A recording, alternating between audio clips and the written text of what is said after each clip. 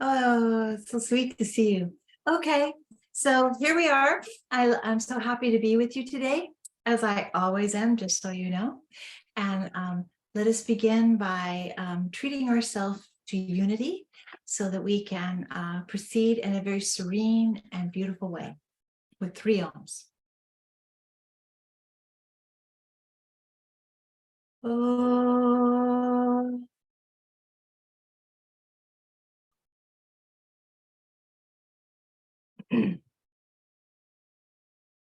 Oh.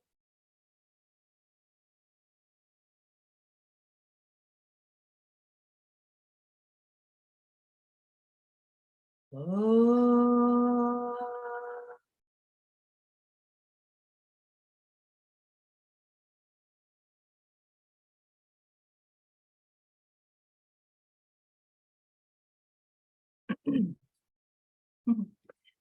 So, very good. You know, it just came into my mind was since today our word is transformation that we've been meditating on, and the word, the sabotura of transformation is stagnation. And just as we were doing that oming, I was thinking about, how we talk about, I make a suggestion to you to sit in your car for just a few moments before you start the car. And when you get to the other end for your destination, to just sit there for just a few moments so that you're actually helping yourself to slow, you're practicing slowing your mind down. Okay, so when we do these 3 ohms, you can do that. You can do 3 ohms when you get into the car. I know if you've got kids and everything, you're like, yeah, that's not going to fly. But if you're there, you're on your own, and instead of the 15 seconds, how long did that take us to do that? Maybe 15 seconds? Check your watch. Didn't take long at all. So I'm saying that because you can see how it sets the tone. And when you set tone like this throughout the day, because remember that sound is just pretty much everything. It is the only thing that will make physical changes in the universe, sound. Because when you put sound out, it actually creates change in the atmosphere. Seeing doesn't change things because it's about you receiving the information this way. So we listen, but then when you make a sound, you're actually creating change out into the universe. So like every time you speak to someone, you're creating a sound, and that creates a change because that's a vibration. So it changes in your mind, it changes you. Every thought that you think affects you, it affects your body. We call this the mind-body connection, right? Nothing in your body can happen that doesn't happen in your mind first. So that means good health and bad health in your body starts in your mind. Your sense of peace, your sense of anxiety, depression, just how you feel during the day, all of that in your body, the way it feels in your body, in these different kinds of ways, all of that starts in the mind. And then from the mind, it travels right here and it moves through your mouth out into the world. So now, not only is your body now affected by the quality of your thoughts in your mind, but it's moved out from you, and now you're infusing the room and the people around you also with your thoughts. So our thoughts become words. They affect the vibration. I don't like you. That vibration goes in through your body, moves out into the room. So, that's why it just kind of came into my mind. It can be transforming by learning to practice Om in various situations, like getting in your car, or when you wake up in the morning, or before you go to bed, so that you're like utilizing that purification of sound to purify the mind and the body, to empty it out of all those other things. You know how it is, because we're all kind of like scattered and, talking before, we start our class. But the minute we do that Om, it unites us. It's a sound that unites us. So we could stand to have some more unity in the world. So it's a really good place to start, and it's something that you're already familiar with doing. So I just want to encourage you on it because, me, I'm always like, let's find ways throughout the day where you get to come home while you're away from home, so you take home with you everywhere that you go. And that's very, very important. Transformation is really a series of changes that happens in our life. And when collectively they get to a point to where they're profound, where they create profound change, that's when we consider it to translate as the word transformation. So the first transformation that we experience in life, besides all of us individually, but collectively, is when we become teenagers. That's our first transformation, because transformation requires a death and a birth. So some of you have been taking the tarot class. I'm going to use the transformation card, which is the death card. Those of you that haven't, don't worry about a thing. I'm going to explain this to you. Because if you don't have death in life, everything morphs into stagnation. It just kind of all gloms together and it gets stuck. So we have death. Death relieves stagnation. So if I'm like stewing at home, maybe for several months, because I just can't come to peace with myself about my employment. Maybe I'm looking for new employment. Maybe I have employment, but I can't make peace with what's going on there. And I feel irritated and agitated, and I just can't seem to move forward. And it's starting to leak out into some of my friendships and how I feel about myself. And I'm just feeling overwhelmed and maybe even fatigued. And I just can't move forward. My mind just seems like it won't turn off. And I feel like I'm filled with anxiousness, and yet I'm immobile. This is an extreme form of stagnation that I'm giving to you. But when we get to that point, we always think something has to happen. Something has to change. So nothing ever stays the same, even though when you're in a place of stagnation, it feels like it'll never change. You feel like I'll be in this place forever. That doesn't actually happen where we stay in that place forever, but I do respect the pain that goes with that feeling. So the first thing that I wanted to talk about in terms of transformation is the inner transformation, because there's things that will stimulate the inner transformation from the outside in. The death of a loved one actually can stimulate a transformative experience, because that experience is so profound that it's life-changing for you. When somebody's life ends that you love, it transforms your actual life. Their life transformed into death. Your life transforms into a new life, because now it's life without that person. So it doesn't mean it's over for the two of you, but it certainly means it's over in the way that it was. That's a profound change that now you must adapt to. So it can be very difficult. It can take years before we recreate ourselves, right? That's what transformation really is. We're recreating ourselves to adapt to the situations that life has fed us, whether we wanted that transformation or we did not want that transformation, the event that caused the transformation. We still have to adapt to it in some way or another. So I wanted to tell you a quick story, and some of you already know this story. Back in 2003, I was in an office on 2nd Street, and on September 28th of that year, the office had a fire in it. The building had a fire in it. That morning, it was a Sunday morning, and that morning I was at a dance lesson. Some friends of mine were learning dance from another friend of ours who is an Indian gentleman, and he was teaching us to dance to Shiva, to the god Shiva. Shiva is the Lord of destruction. So I thought I'd tell you this story in this way, because destruction means to destroy evil tendencies. It's not like he's this evil God. He's a beautiful God.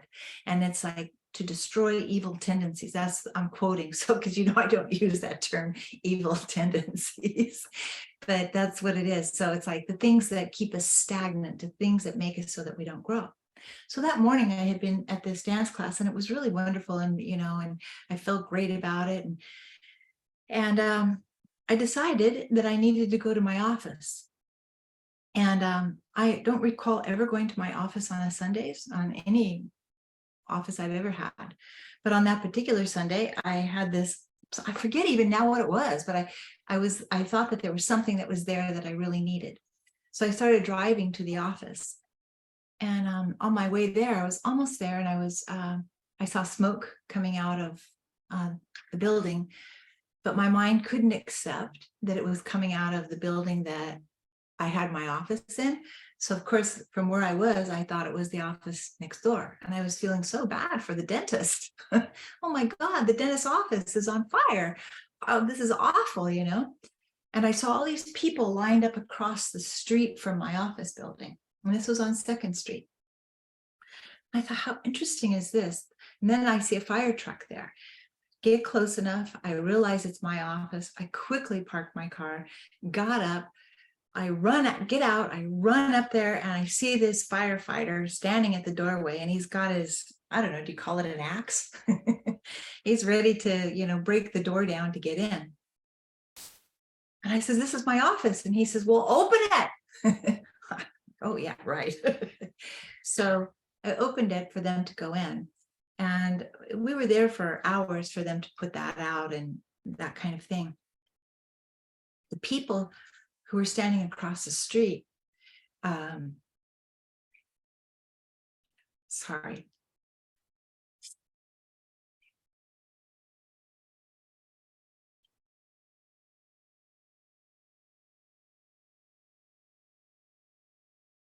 Now, when you see me do this, it's not because I'm sad. It's because I'm overwhelmed at the grace, at the beauty of this moment. Because I looked across the street and I saw these people standing there, and some of them were praying. And they were together and they were looking at the building, and you could tell that they were sending really, really good vibrations.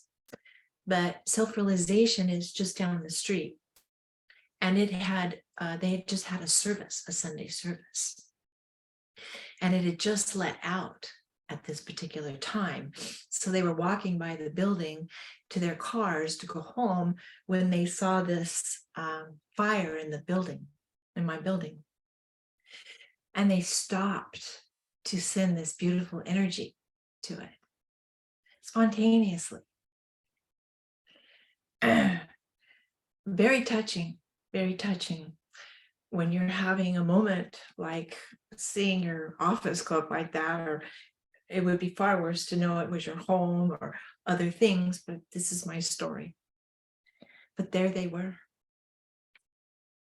So the day unfolded, and then later on that afternoon, finally the firefighter came out and told me that, you know, the office, my office, the fire traveled across the ceiling. And so where my desk was, my table, the chairs on either side, the chair that you would sit in, the chair that I would sit in, both of those were gone. They caught on fire and were gone. The table did not burn. It's scorched underneath. I still have it. It's scorched underneath, but not on top. And it was pushed up against the wall. And on that wall, the wall had been scorched, but where my teacher's picture had been, his picture did not burn. The frame melted, and it was so hot that some of the picture kind of wore down, but his face didn't burn, nothing burned. Just the frame melted. So I'm looking around going, oh my goodness, you know, I went up later and saw that, but that day I was not allowed to go up. But the firefighter that went up that day, I asked him to get my fish. I had a little pet fish in my office. So he got my fish and brought it down to me. He was alive and he lived for another couple years. So he did good. He survived fire. All is well with Mr. Shang. He's not here with us anymore, but at the time, all was well with him. So I'm telling you this because this was a moment of transformation, because when I was allowed to go back into the office a couple days later, I went up there, and it was all the furniture that had been actually burned had been taken out. It was just sort of like a shell there, except for my table. And my teacher's picture was there, and there was a shaft of sunlight that was coming in that just kind of illumined that space of him smiling at me, and the wall scorched all around him. And I thought, wow, okay, it's going to be all right. It's going to be all right. Now, I just want to tell you that if that hadn't happened where I got his picture, I'm hoping that I still would have felt the same way. That which gives me that feeling of looking at his picture is inherent inside of me anyway. So we don't know if I would have felt that way, but I'm telling you the events of the way that they unfolded. So from that moment on, there had to be a rebirth, because nothing could be the same there anymore. Everything had to change. I had to find another place. I had to have an emergency place. All these things that anybody who goes through a fire has to go through. Of course, we had to go through. But it signaled a time in my life where nothing would be the same, because it started to touch everything.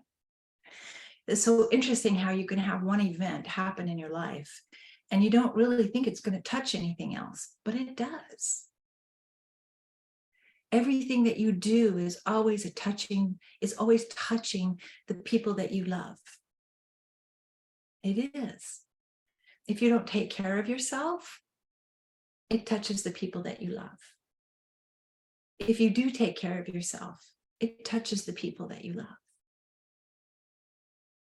If you help yourself to find more peace, you receive more peace, and the people around you feel more peace. So sometimes we can have these devastating kinds of events that happen in our life, and we think, how am I going to recover from this? It could be a breakup.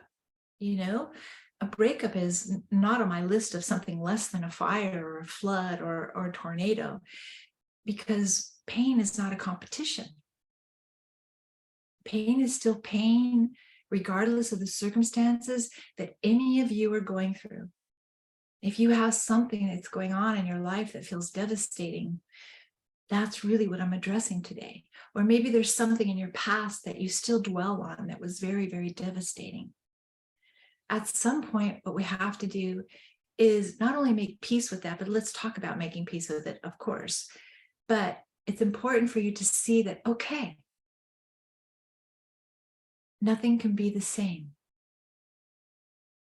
But also comfort yourself with knowing that nothing would have been the same anyway. Every single moment is unique to the moment before it. But sometimes it's so subtle that we are out of touch with that. And we think that every moment is the same, boring, crushing, same. But it's not. So sometimes we wait for things to happen to us. But we have to also learn to happen to the world. So when really devastating or things come into your life that you didn't expect to happen, know that you're going to go through a period of grief. And because we're going into climate changes, there's going to be more and more people around the world who are going to go through circumstances like a fire in their home or in their office or their land or their neighborhood, a volcano, a flood, a tornado, a sinkhole. There can be so many different things that happen, and everybody's going to change. Right now, we have this change starting to happen, but we don't really feel it. But everything is changing. When you think that things aren't changing, you're making a mistake. It's changing all the time. What transformation does, what we want to talk about with transformation today, is conscious transformation, where you begin to realize that, like for me, that fire wiped out a lot of things, actually.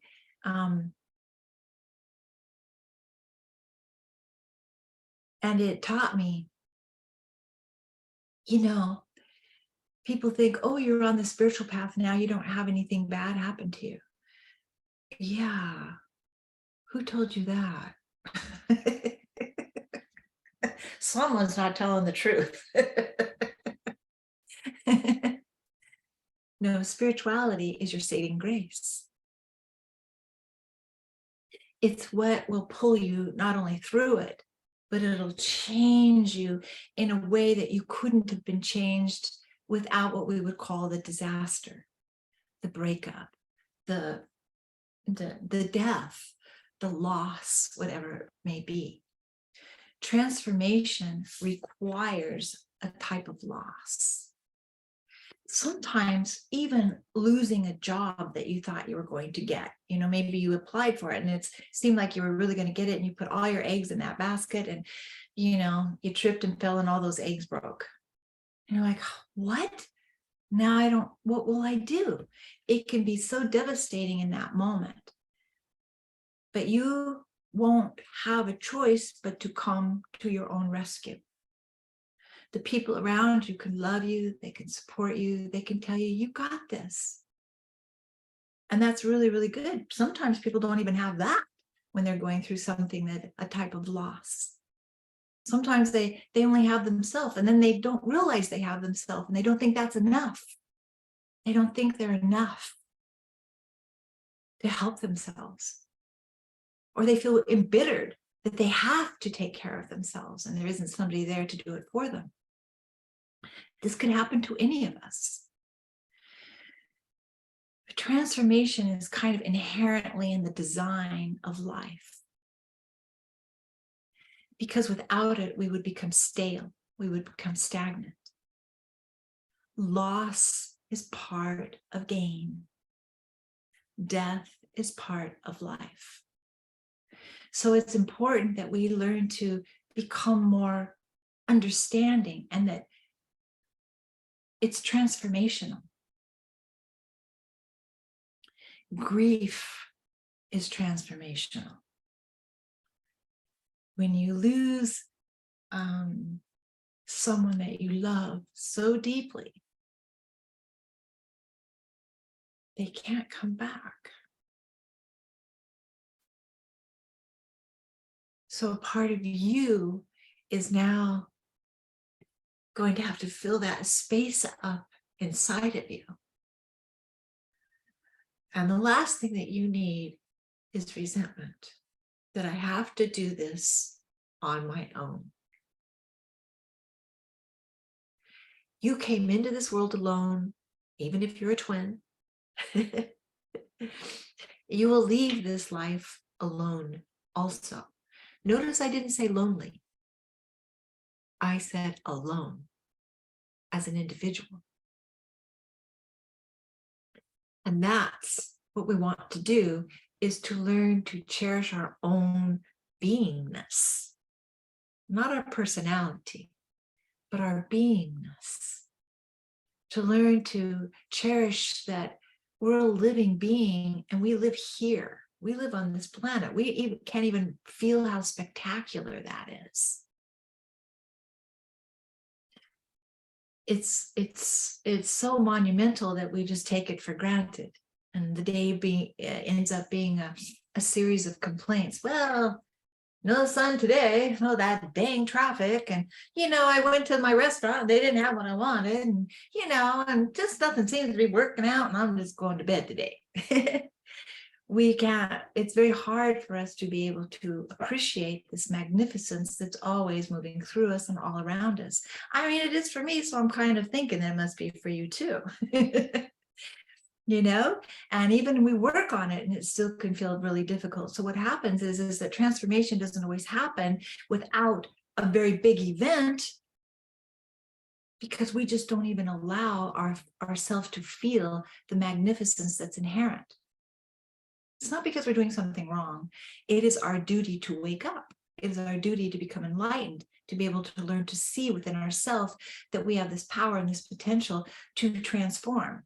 But quite often, it doesn't happen that way. It only happens through events of loss. Because when loss is upon us, we are faced with transformation. So I wanted to tell you that there is this resistance to it. There is a resistance to it, because we're almost like, well, this is the devil I know, so I'm staying with it. Why should I go out there and take a risk? Transformation begins in here. Spiritual transformation begins in here, and it is symbolized by the death card. So yes, it can be stimulated by an actual death around you, a death of circumstances.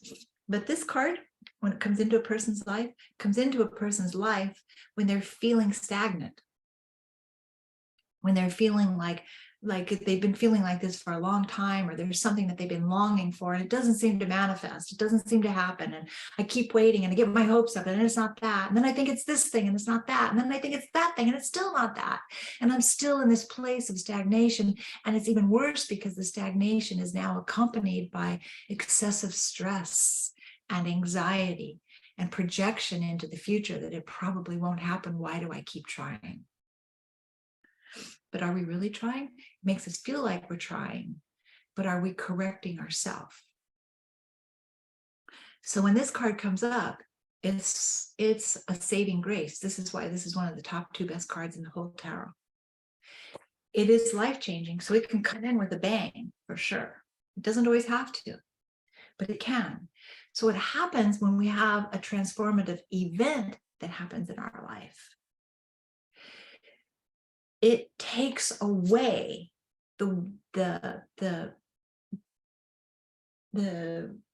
place where the stagnation lives, because it's no longer there. And now you're left with, you have to rewrite the book. So loss can actually save us from ourselves, because we've been so stagnant. I know this sounds odd, but I hope you ponder on this so that you can help yourself to feel what I'm saying. Because a lot of times we experience a loss and then we don't even talk about it, because it makes us hurt so bad. And I understand that. And you don't have to talk about it, but help yourself internally. Help yourself to know that this isn't the way it's going to stay. The stagnation that you thought was going to stay got taken out when the hurricane came. No more stagnation. No more sitting in your favorite chair, just watching your favorite show on television, drinking your whatever it is that you have right there, right? Those days are gone, because the television is gone, the chair is gone, the refrigerator's gone, everything's gone. Now you have to redo you. Not only outwardly, but inwardly. What we thought was security was actually stagnation. And now you have to pay attention to, where's your inner security? Are you going to show up for you, or are you only going to wait for people to do it for you? Because they can't really do it for you. It will only appear that they are. So how do you come to your own rescue? And why should I, damn it? I help other people. Why don't they come in here and make this better for me and help me so that I can see completely different? Maybe they will help you. Maybe they won't. But you still need the help. And you still have you. So people transform. Sometimes as individuals, sometimes as a country. Look at Ukraine. These people are in a state of loss. And of course, they can't really expect their neighbors to help them, because their neighbors are very busy going through loss and grief. They can't very well expect help to come in just to them individually. They can't depend on that it's going to happen for them. So they have themselves. And they're like, but I don't have anything. I don't even have not only this, but I have grief not only for myself and my family, but for my neighbors and for the people I don't know, and for my beautiful city that's gone. And will it ever come back? It can't be the way it was. So as it was, will never come back. And that's why we have grief.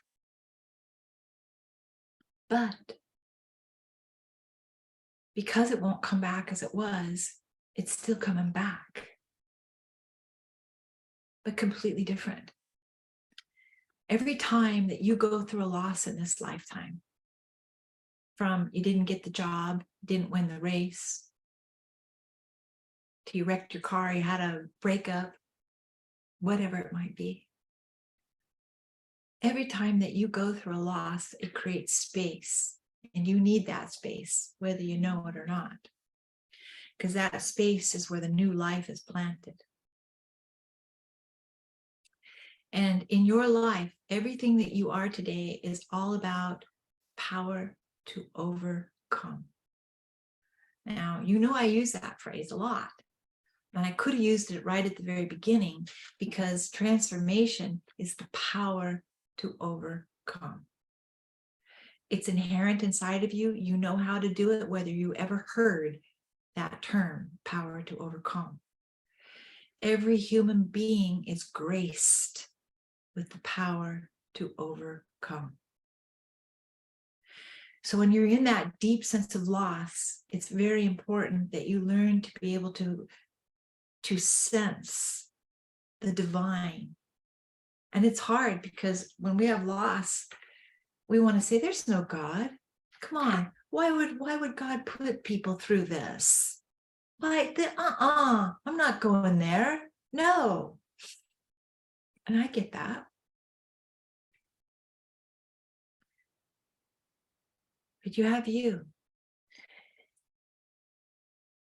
And that is where this God word, God, goddess, lives.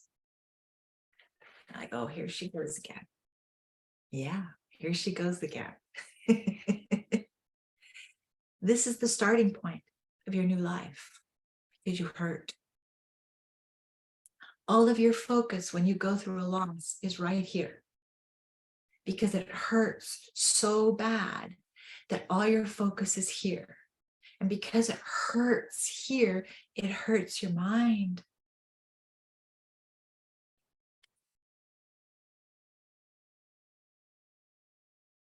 That deep feeling of helplessness, hopelessness. Yeah. And all along, you were going to be all right, but you don't know that. The power to overcome reveals that we were always going to overcome, because we don't know that. We're so scared. We're so angry.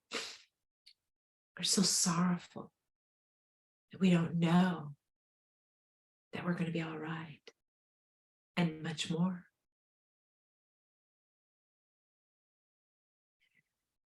So what we do is we do a practice. Every day, it's important for you to do a practice. Just sitting, I call it a peace practice. Every day, it's important to focus on inner peace. World peace too. But if you focus on inner peace, we have a better chance of having world peace.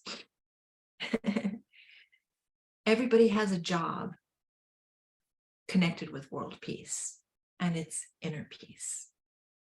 If each link in the chain, every human, if we each work on inner peace, then that chain unites us so that then we have world peace. So doesn't that give you a little idea how difficult world peace is? We have to have a lot of strong links to make that happen. So that's what we have to do, is we have to help ourselves to be a good link. So when you're strong in here, you can link up with somebody else and they become strong too. You see, and it goes on and on and on. So how do we do this?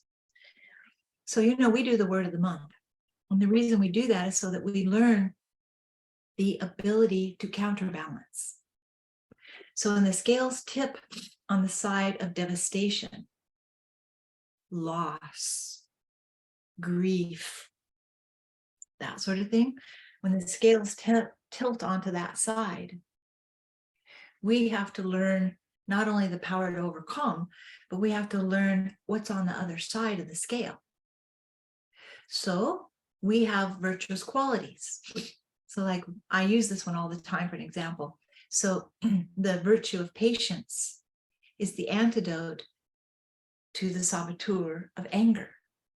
So even though we might not be using patience as the word of the month this month, you can, if you feel like you're going through a bout of anger, maybe there's a chronic disagreement happening in your family or at your workspace or wherever it may be, you're going through a place where there's a lot of disagreements, or maybe there's just one disagreement, but it's haunting you, it's staying with you. It comes into your mind when you're driving, it comes into your mind when you're cooking, it comes into your mind in all these different places, and you're starting to feel this anger kind of building and mulling inside of you.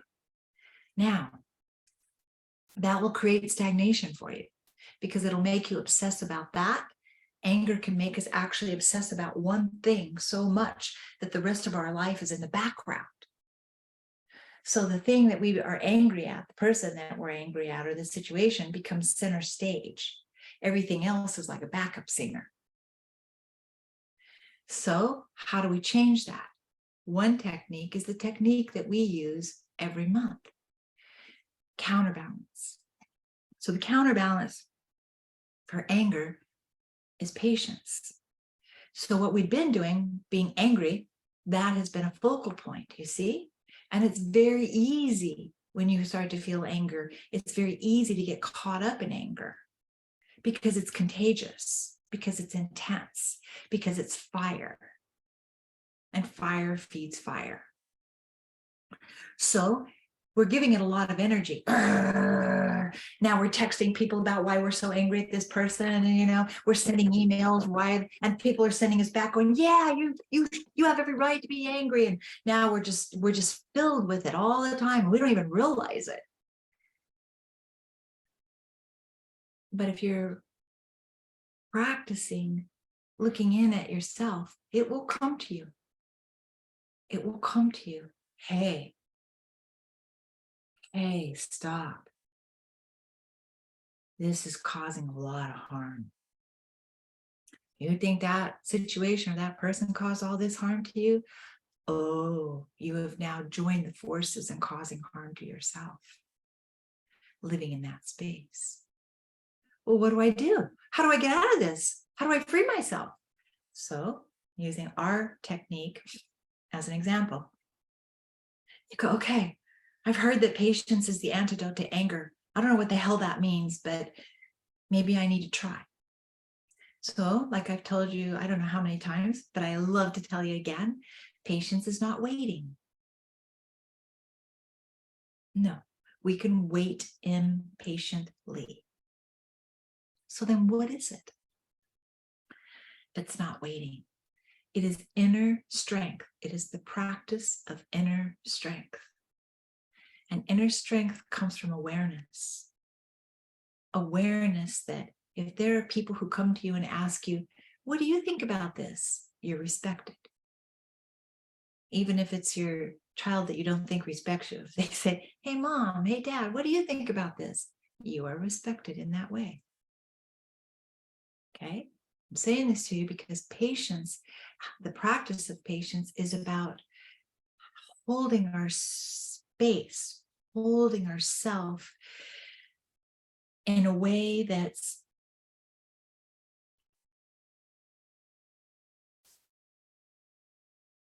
quiet. Quiet takes much more strength to achieve than anger. It's easy to be angry. It's easy to show up in an angry way because it's fuel. Anger has this fuel, and you can catch it from other people. You can give it to other people. You can get other people to be on your team, and now everybody's angry. Okay? We know it's easy to start a fire, but it isn't so easy to stop the fire once it gets momentum. So just like a forest fire, that's how it works inside of us. Once we are inflamed with anger, it will spread. And depending on how dry the drought is in our heart, the hotter that fire will go, the more it will burn inside of you and the more it will affect your mind. And when your brain is hot, yikes, you can't think anything but charcoal hot thoughts. So how do you cool yourself down? You won't like it until you practice it. But it has to do with practicing peace. So if you find yourself like, yeah, and then you just have this epiphany, this awareness of, oh my gosh, I've got to do something about this. I'm shaking. I'm so angry. And I can't think of anything else but that man or that woman, whatever it may be. And you have this epiphany to help yourself. Don't ignore it. It's life-saving. So what you do is immediately you let yourself breathe, truly, consciously breathe. I know it sounds like you're doing nothing, but in that moment, when you can't even catch your breath, because when you have anger, you see, you feel like there's no air in you and you're sucking it in because anger sucks the life out of us. So it makes us be really shallow little breathers. When you practice peace, peace is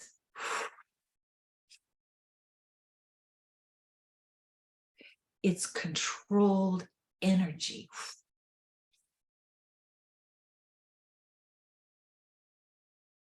So I'm controlling my mind and my body to work together to start the power to overcome.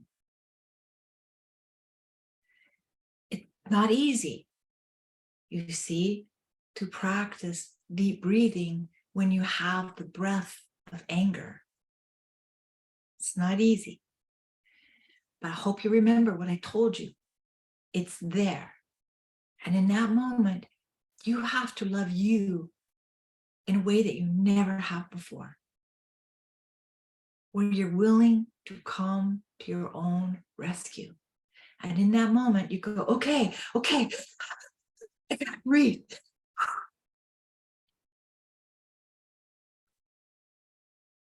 And even if it makes you cry, keep breathing. Get a tissue, blow your nose, come back, breathe. Really help yourself. Be there in that moment when you need you the most. And if you can remember that patience is the antidote to anger, then what you do is you start to feel it in your body. Patience. Patience. No. You're going to get some rebellion from the body. It's going to be like, no. Keep breathing consciously, because your body is going to rebel. It's not going to want to sit still. It's not going to want to relax. No, because it's been like this and it's been looking for a fight. So you have to know that you're up against some resistance, right? Don't give up. Be patient, which means endure in a blessed way. In other words, you treat yourself to kindness. If you're feeling filled with anger, patience can't grow there. Patience is inner strength. Why do we need inner strength? To bear the burdens of every day without succumbing to them. Right? To learn to bear the burdens that we have every day without succumbing to them and feeling so overwrought, so overwhelmed, that then by the end of the day, literally just pisses us off. Pardon my language. Right? But if you fill your day from time to time to time to time to remember, calm down. It's okay. Calm down. Catch your breath. Don't drive like this. Don't go into work like this. Stop. Shh. Calm down. I am practicing inner strength. I am there for me in that moment when it seemed impossible. Nobody's coming to my rescue. I not only have to, I want to, because I'm available.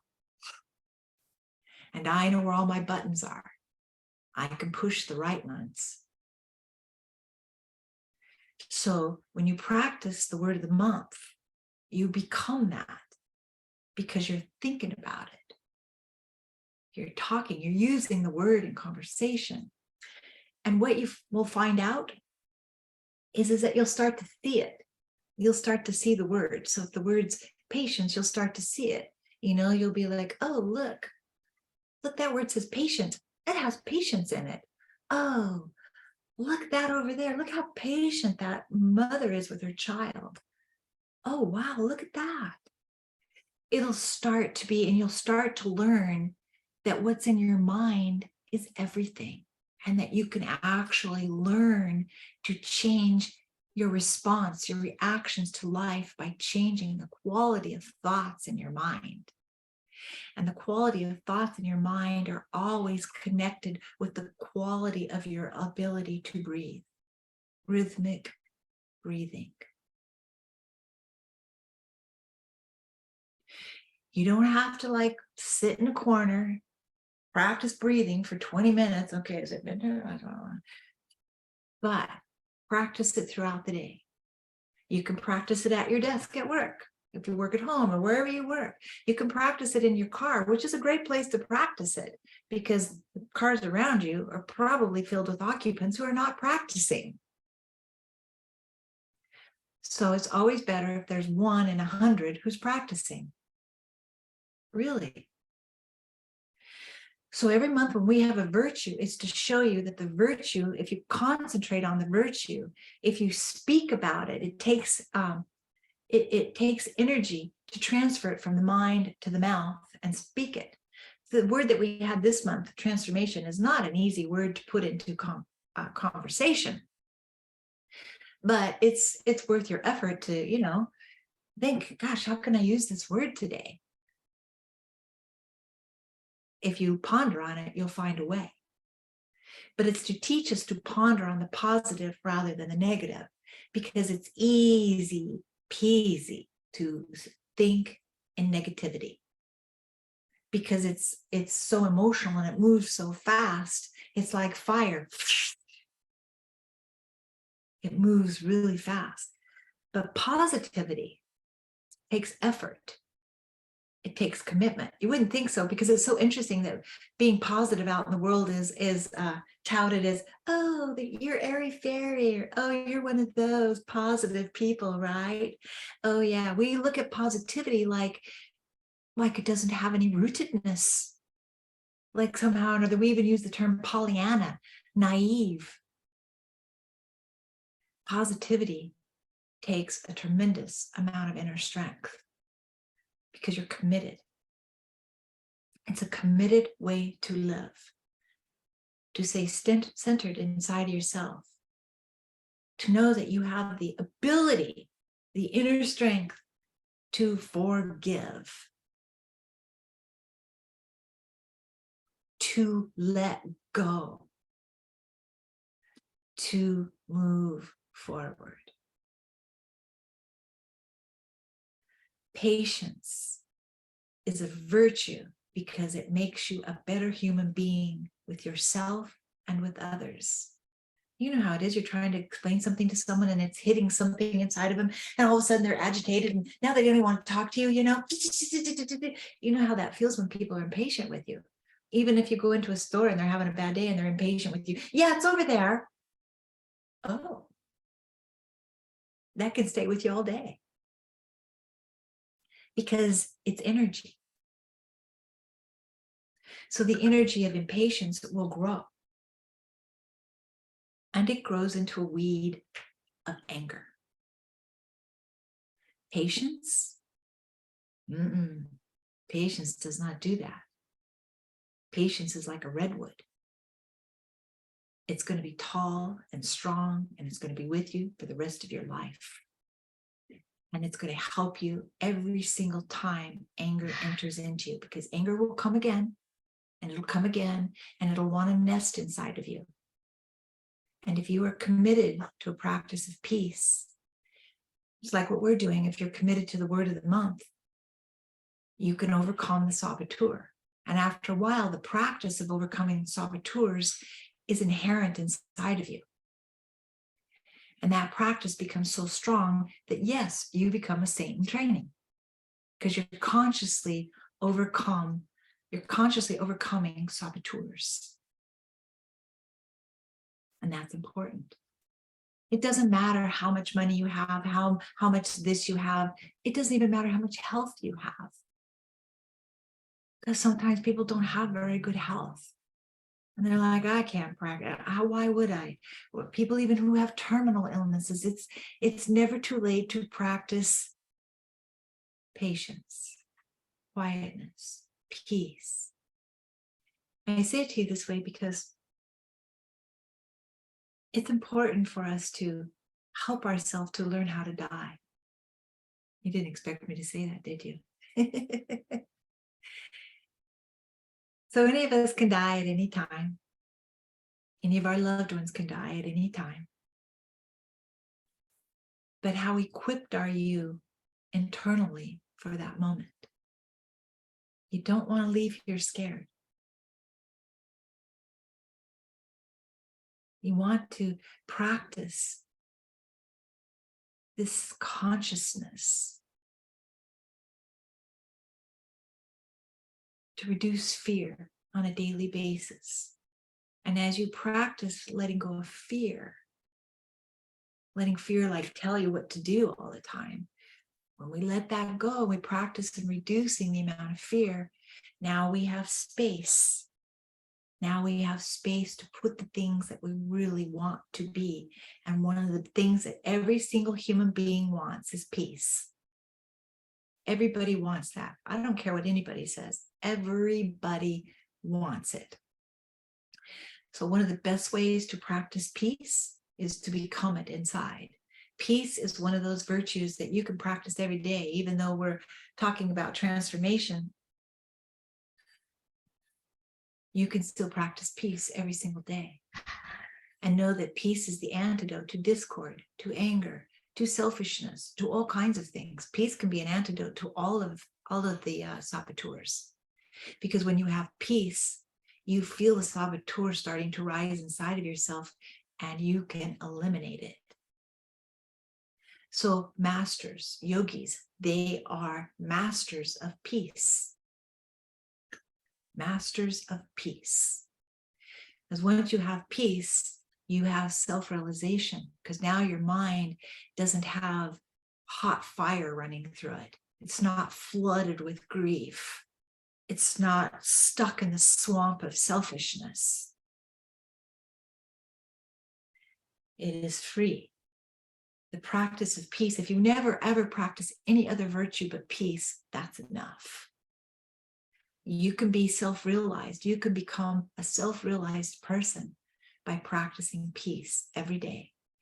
In your mind, in your words, the way that you look at things, instead of like looking at people going, ugh, you look at them and go, wow, so interesting.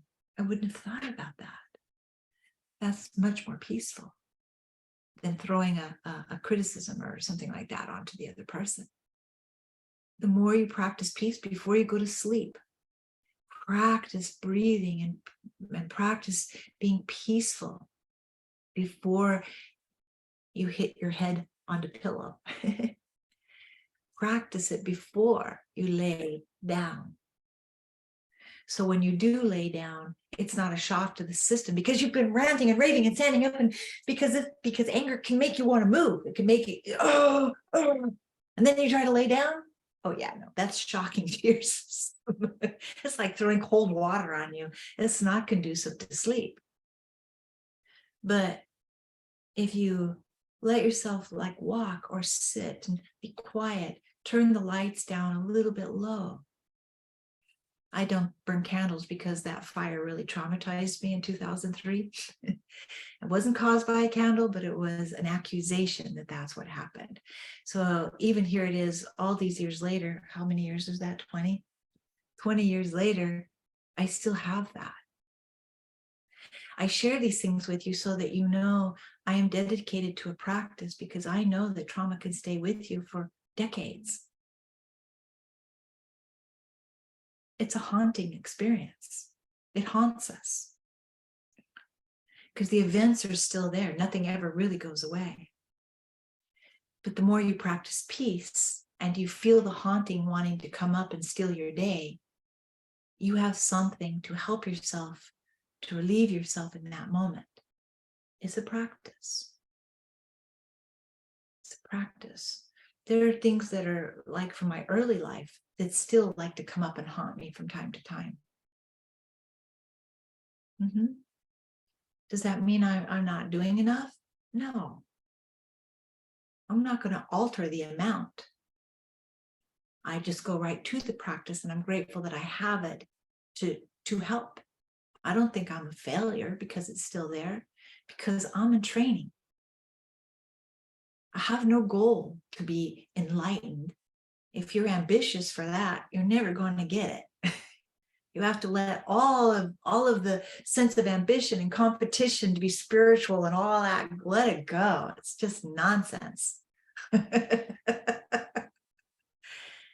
It's about the inner practice. And nobody, even the people who love you the most, they won't know really how deep your practice goes. You might not even know it until you need it the most and you find that it's available. So now when I have moments where there's a situation that comes around me, I'll give you one really, really quick. So during COVID, there was a gentleman that came for an appointment in my office, and he refused to wear a mask. And this was like right in the height of things. And my agreement with my office mate says, this is what we're doing, blah, blah, blah, blah, blah, blah, blah, blah. So he comes in, and I asked him about his mask, and he was so infuriated that he stood up and we were standing in my little office. Both of us were standing like this close to each other. And he's standing, looking down at me, shouting at me how ridiculous basically I am. And in that moment, I just went into nothingness, which is my greatest strength, which is your greatest strength. He was full. So I went into nothingness to counterbalance his anger, but only because I have a practice. So you see, patience will always put the fire of anger out. It is your saving grace. If you have a practice of peace, when you're in a moment that spontaneously occurs in your life, you will have a life jacket. You won't drown. You won't succumb to the negative energies around you. So of course he jumped up and he was so angry he couldn't stay there. I didn't even have to ask him to leave. He ran out the door and left as quickly as he entered. Actually, this whole thing might have taken 5 minutes at the most. But it did take me the rest of the day to keep getting rid of that energy that had been projected on top of me. But it didn't get inside of me. Now, it might have, I might have, but it didn't on that day. It did not. So that's why I'm sharing that particular episode with you. You never know when you need the practice. But when you do, you'll be glad, you'll be so grateful that it'll make you never want to give it up. It just helps you to go, oh my gosh, yeah, this stuff works. This helps me to have a better life. It helps me to be able to feel all the things that I feel without becoming so overwhelmed that I just am just a massive, right? And believe you me, you know how sensitive I am. You see how I get, I just have very, very strong emotions. I just don't want that emotion of anger or resentment, jealousy to be so strong in me that it can override the goodness in me. Right? And you have to do that for yourself. You have to. But you have to want it first. You have to want peace first. You have to want it more than you want to get back at someone. You have to want it more than you want to make them hurt or make them feel what you felt. You have to want peace more than you want anything else. And you don't have to analyze the heck out of it. What does that mean? If you just practice it, you will start to see what I'm talking about. You'll be like, oh yeah, it's so interesting. I feel stronger. I can bear these things out better, right? This is what we do every month, right? So I'm kind of preparing you for the word for the month of June, which is the word empathy. You see how what we've been talking about? Transformation and empathy. So all of you who are empaths, which is all of you, and it makes you feel like it's very, very painful. It is. It is. But if you practice peace, you will have peace being an empath. You will. If you do not practice peace, all those other energies will come in there and you won't be able to tell you from them. You practice peace, you'll always know who you are and where you are, and you can go home. Home. Home is one of my favorite words, whether it's my house or whatever. So the saboteur of empathy is apathy. Okay? So let's do 3 ohms together.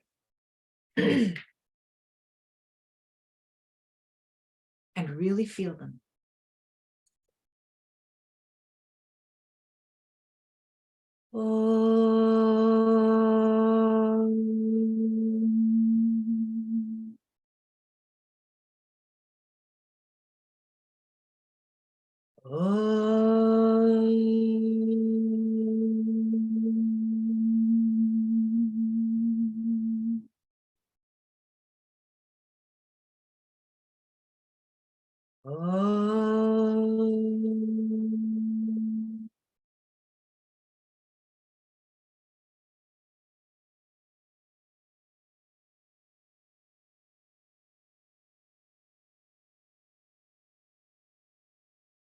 Thank you so much. I'm so grateful for you for being here today. And I wish you peace, peace, peace. And are we staying for questions? And we have our solstice. Oh, yes. So 2 things. One, I want to make an announcement that we are having the summer solstice on, is it Saturday the 17th? Saturday the 17th.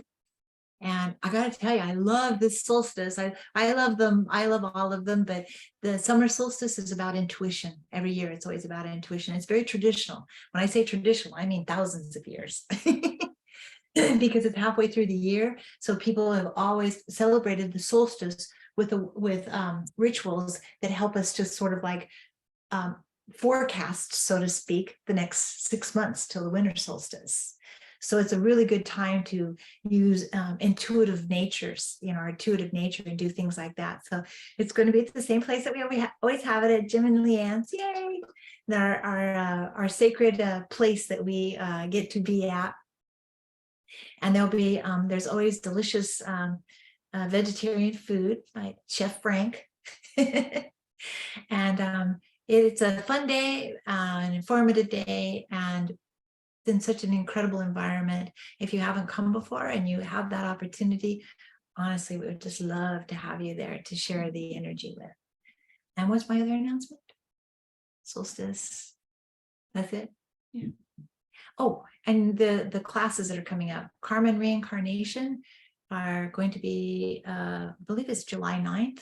And then Intuition starts, oh shoot, I can't think of the actual date.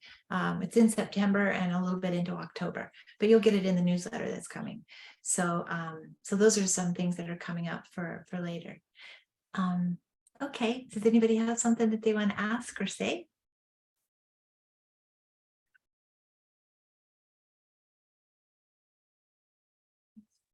Chris? I was just wondering if you could speak a little bit about forgiveness of self. Oh, Or is that too big? well, it's a very big idea, but sure, we could address that because I'm sure we can all use a little bit of that. You know, it's interesting because I don't use that word very often because it can be controversial, because people will say to me, well, that's unforgivable, or I'm not forgiving him, or, you know, blah, blah, blah, blah, blah, blah. So I quite often use the word liberation instead of forgiveness. So I think sometimes when we're talking to ourselves, you know, when we say bad things to ourselves, or we've been talking negatively out to other people about how bad everything is, and we notice, gosh, I don't really want to talk like that. One of the things that we want to do is to remember that nothing is actually permanent. So when I was a child, we learned the Lord's Prayer, and you know, they say, forgive us our trespasses as we forgive those who trespass against us. So a trespass is, you know, you've crossed the line, right? So if you've crossed the line with yourself, then you replace it with, okay, let me find the best way to say this in a short period of time. So first of all, you accept that you made an error in judgment with yourself and or with another person. You made an error. You hurt yourself, or you hurt the other person, or you hurt both. So you accept that happened. You accept that you were on the side of the situation that hurts you, that you were on that side. Not only did you find yourself hurting yourself and the other person, but it hurts you that you're on that side of it. So the first thing you do is accept that that happened. You don't get in denial and you don't go, yeah, but. We need to get rid of the yeah buts. What you do is you accept it. And you're like, oh my gosh, I crossed a line.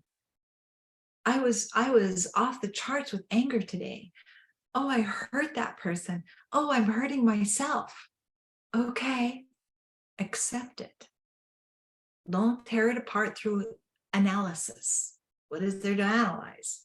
It was an emotional response. You accept that it happened. Now, how would you treat somebody else? Well, I'd tell them off. Would you? Maybe. But don't tell yourself off.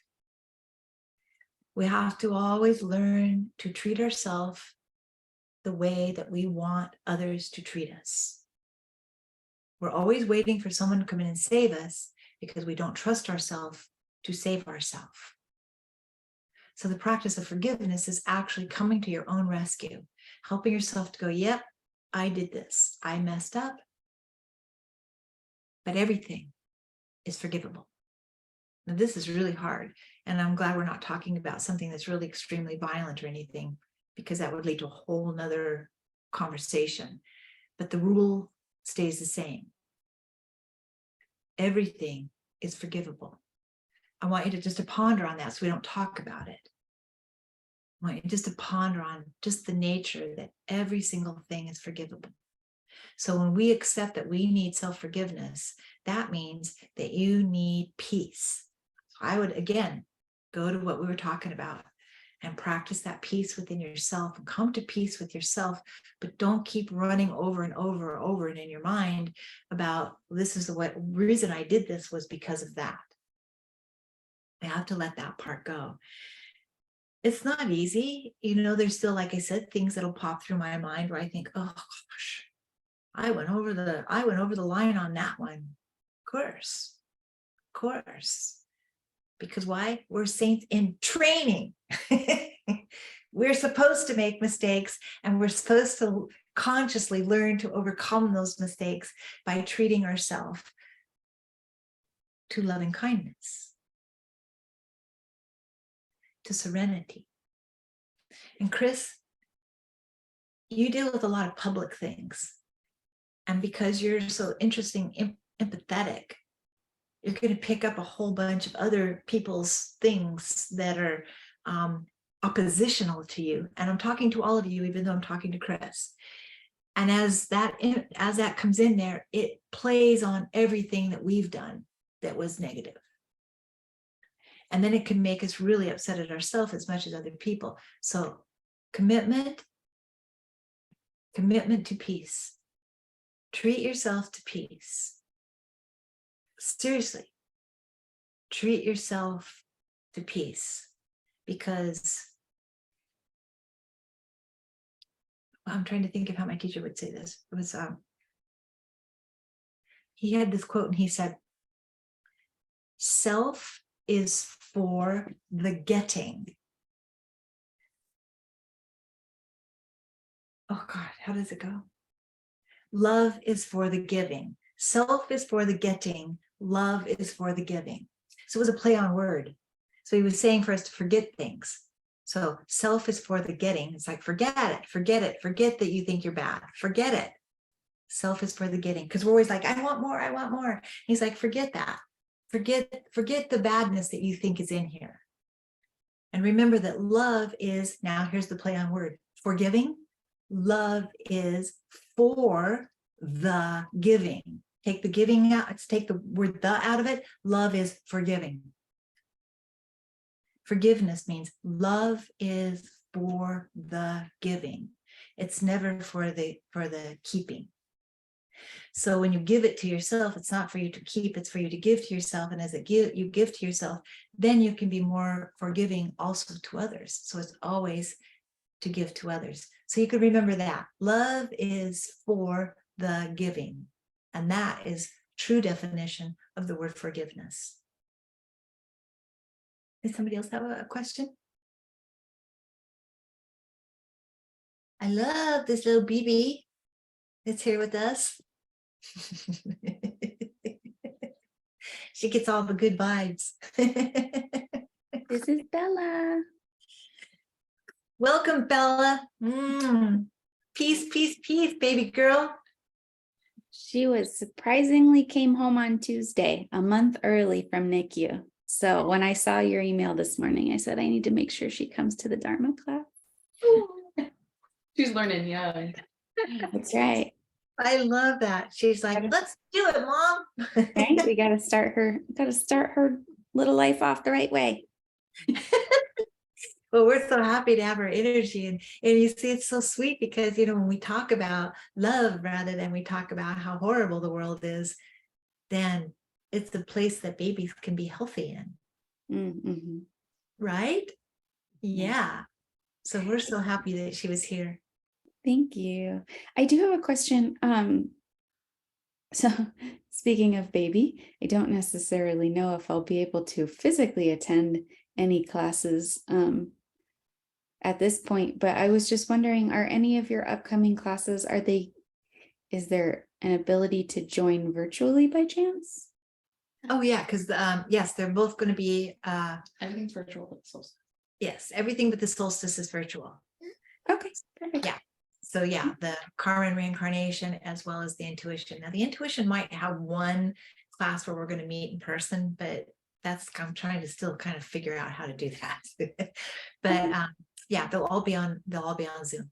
Oh, cool. Okay, thank you. Thank you. Good baby. It's so cute. I know, so sweet. Mhm. Okay, so I'll tell you what. I'll see you in the ethers this month. And when we're all flying around there in our dream state, saying, hey, peace. Okay. Peace. Peace.